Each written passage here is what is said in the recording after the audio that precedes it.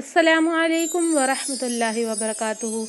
ईद उल अज़हा यानी बकरा ईद आने में अब ज़्यादा दिन नहीं रह गए हैं और अक्सर लोग कुर्बानी का जानवर ख़रीदते हुए ये गलती ज़रूर करते हैं। तो आइए जानते हैं कि वो गलती क्या है।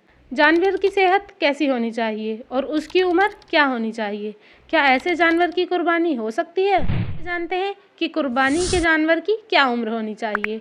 अगर आप कुर्बानी के लिए बकरा ख़रीद रहे हैं तो उसकी उम्र 1 साल या उससे ज़्यादा होनी चाहिए। 1 साल से कम अगर बकरा होगा तो उसकी कुर्बानी जायज़ नहीं है। और अगर आप बड़ा जानवर ख़रीद रहे हैं यानी गाय, भैंस या पड्डा, तो उसकी उम्र 2 साल होनी चाहिए, 2 साल से कम ना हो।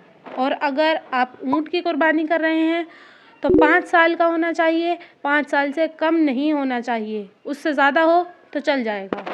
और अगर भेड़ और दुम्बा आप ख़रीद रहे हैं तो 6 या 7 महीने का भी हो सकता है और उसकी कुर्बानी जायज़ होगी। अब बात करते हैं कि हमारे जानवर की सेहत कैसी होनी चाहिए।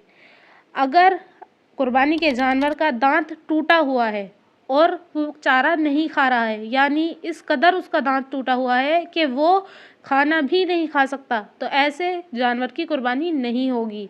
लेकिन अगर दांत सिर्फ इतना टूटा है कि वो चारा खा सकता है तो उस जानवर की कुर्बानी हो जाएगी।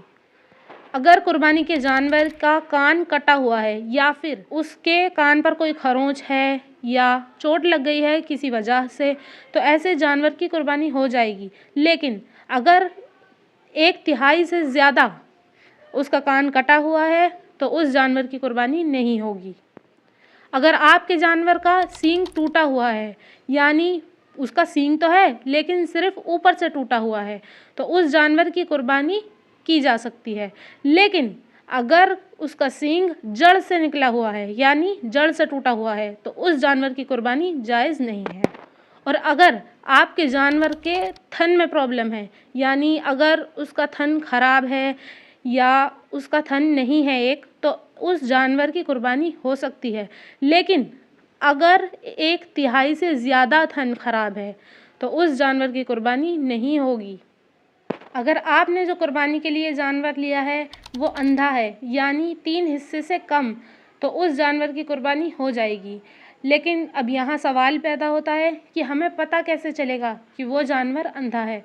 तो आप इसका पता इस तरीके से लगा सकते हैं कि उसे रात में या किसी अंधेरी जगह पर उसे छोड़ दें और अपनी तरफ बुलाएं। अगर वो सीधा आपकी तरफ आ जाए तो समझ जाएं कि जानवर 3 हिस्से से कम अंधा है और उसकी कुर्बानी हो सकती है।